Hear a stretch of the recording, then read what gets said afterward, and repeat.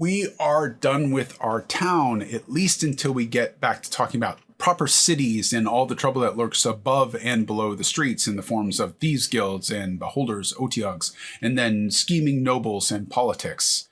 We've got a new dungeon to look at, and we've got a monster that's pretty unique to Dungeons & Dragons fantasy RPGs that we're going to explore. That's the Gibbering Mouther. Throughout the video, I'm going to call this monster a Gibbering or a Gibberling Mouther. Neither one of those is correct. The name of the monster is Gibbering, is what that's pronounced as. Same problem as GIF or GIF, apparently. So, and how we can use that in our dungeons.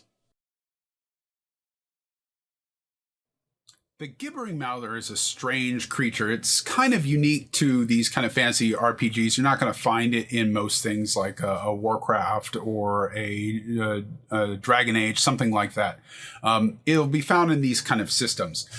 It is found on page 157 of our monster manual and 176, I believe, on our Pathfinder bestiary, if you're looking for it. There are some things that the stats that will tell us about. We need to convert this stuff into how do we run this thing. So its statistics give it a low intelligence, medium wisdom score, and a slightly lower charisma. What does that tell us about it?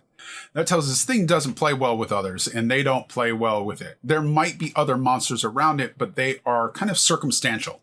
It probably doesn't even care about other gibberings. Its wisdom tells us that it's about as perceptive as a human being. It's just as likely to see the rogue in the shadow as anything else. So it's not super aware. It can't tell what people want any more than another human could be, so it's not really good at interpreting those things. It has an animalistic intelligence. That means that it's concerned with food and shelter and survival. It doesn't think much more than that. It doesn't have a lot of motivation beyond it wants somewhere that it can, consume whatever its kill is, and it knows when it's injured and might try to retreat. We don't want to use that in this case to have this creature run away because that would steal the victory from our players, but we can use it as a way to change the battlefield. Things are going badly. The players have had a couple rounds completely beating the tar out of this thing. We're going, well, if it just stands here and fights, this thing's going down in another round, and this really hasn't been challenging. If it's wounded, we can have it use like its aberrant ground ability to kind of mush the walls and force itself through, call it difficult terrain if you like, and get to somewhere where it's hard for the adventurers to follow. Can soften the millstone so that players get trapped and then it can leave. It could just cause the side wall of the mill to go mushy so that bits of the mill start falling apart, or that it can drop down to another floor and then the players have to go chase after it. There's lots we can do with that. That's why the mill is made out of stone, so that it can get out and leave the players and go, okay, this is not working out for me, because it does have some sense of self-preservation. What do you do in a monster situation like this if the players are up out of reach? Let's say they're up in those rafters and they're taking pot shots at our monsters. It's now down to half health. This is really not turning into the epic monster fight that you were hoping for. The monster has a ranged attack. It's Blinding Spittle, and it can see the players up there if it perceives them. It has dark vision 60 feet, so it knows they're there once it makes its perception check. It says, okay, I know where these things are, and it can fire that spittle at them, and I would give it advantage to hit them. It's not there in any of the statistics, but you as a dungeon master are free to say a situation is disadvantageous. Being on a balancing beam, the rafters, and trying to take shots and getting shot back is a disadvantageous position. If it hits, these people are now blind by the condition up on those rafters, which are, again, a balancing beam. So I would say the next time they have to make an acrobatics check or they try to move, I would make them make the acrobatics check, dexterity acrobatics, with disadvantage, because you are, once again, up on a high beam trying to move around where you cannot see very well and you're under fire. That sounds like a disadvantageous position to me. The other thing this has is its namesake, is its gibbering attack. If you are not the type of dungeon master that likes to do voices, you just like to read it matter of fact to him, I might describe that gibbering as something as you hear a noise in your ear, like a hum that you just can't get out, that's worming its way in your skull, except it's voices, hundreds of voices with words that are just outside of your reach. And as you're grasping for it, going, I can almost hear what they're saying, it burrows in deeper. There's too many voices, too many voices. You can't concentrate. You can't hold a thought. If you're the type of dungeon master that likes to do voices, maybe you do a kind of thing, or you could describe it as like the whispers in the Lord of the Rings movies. You cannot die. If we don't get to use that attack, we've kind of wasted this monster. That's what this thing is about. Our Gibbering Mouther is kind of a monster's monster. This thing is very alien, and your players are not going to have a hard time identifying it as something that should be killed. Vilgar, on the other hand, is an anti-villain. Vilgar, whoever it is that's left behind, you could have swapped them around, and Juna's the one left behind. Whoever it is, that person's an anti-villain. They are a villain because they are forced into this situation. On one side, it's because something, whatever our big bad evil is, our actual evil, is implanting dark thoughts in their head. And this person, Vilgar, I'm going to call him because that's what I used when I ran it.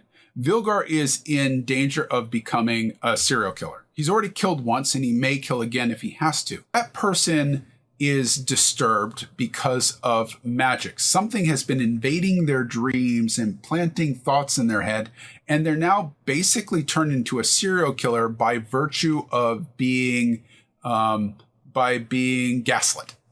If you want a perfect example, there's a character in Bones, one of her first assistants, who becomes a serial killer because he's manipulated by another serial killer into doing evil acts. He wants all of this to stop. He's not gotten sleep in days. That can cause hallucinations. It can cause massive personality shifts. He wants his wife back. He wants all this nightmare that's way beyond anything that he has ever had any dealings with. And he's not an adventurer. He's not meant to see these things. And now he's having to face them. Very upfront, his wife is now a giant blob hiding underneath a millstone.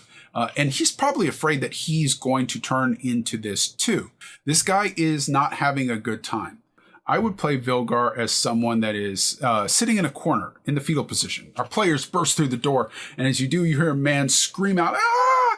And he goes and runs in the corner and ducks his head. He goes, I'm sorry. I know I should have told someone. I didn't know what was going on. I didn't understand. I'm sorry. We just haven't gotten sleep in days. And she's so hungry. He's unbalanced. He's over his head. He doesn't understand what's going on. And he's having a panic attack. He's breaking down right in front of the players. They may take pity on him. They may try to use magic on him. They may find a way to convince him to go out. I would make that very hard. He has an attachment to his wife still. That's why he killed someone. He still has some sort of weird hope that somehow she's going to come back to him. If he can just feed her enough, she will go back to being human. They will get back to their lives, and then maybe they can escape this cursed town, whatever this is. But if our players find evidence of the kill in the stockroom, or they start going up the stairs to where Juna is waiting, his motivation is going to change. Now his wife is in danger. She may be a monster, but he still has that foolish hope that says that something might be able to fix her if only he can do X. And he's going to attack our players. When he does, he's probably screaming up and going, I'm sorry. But in his head, he is also justifying this. He doesn't know these adventurers. They're not his neighbors. They're not his friends and family.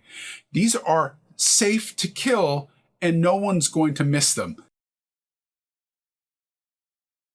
Maybe your players get to this mission at a later stage and you need to increase the difficulty of this slightly. You could go through and reconfigure the monsters and pick a new NPC for Vilgar. I based him off of Berserker and then gave him some special abilities to represent the idea that his head has been messed with. You could just level them up. You could also just give them a hit dice. That's what I do, and say, hey, you've got 2 extra hit dice or 1 extra hit dice, whatever you feel is comfortable. And you got a +1 attacks and +1 to save. It's really easy to just adjust things by 1 hit dice and +1, -1, whatever you need to do to kind of adjust the game to meet your players wherever they encounter the adventure. you could have Vilgar run off into the woods if you're really afraid that the adventurers are going to get a total party kill because they managed to somehow jump down on Juna and one of them is unconscious and Vilgar's coming up the stairs and that's going to be really bad. Just have Vilgar run out the room. It's understandable. He's panicked and now he's been caught. How do we tie this into our larger campaign? In the setting that we're kind of setting up here with this village, with people having trouble sleeping, there's the journal that Juna wrote that's on her bedstand that they might get. Then they can look through and find some description of what's happening. There's some investigation checks to figure out exactly when the dreams started happening and that there's this creepy visitor that came by that Juna was originally threatened by and then suddenly became good friends with.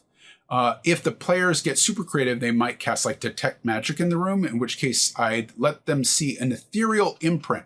These couple has been visited so often by this monster that there's now this dark, shadowy silhouette that's in the ethereal realm, an imprint of them hanging over the bed, which is super creepy, by the way. They might rescue Vilgar, and then they could question him. If they've killed both of these to advance the story, I'd have the players started getting visited during the night. When they go to sleep at the inn, pick a random player, roll a dice, 4 players, roll a d4, pick one. That player does not get any sleep that night. They have nightmares about the Gibbering Mouther consuming their friends, and they're the ones cheering it on. They are the gibbering. Maybe if they don't pick up on that clue, you have them visited again and again, and they start having weird hunger cravings of their own, and they start seeing people in a more hostile light.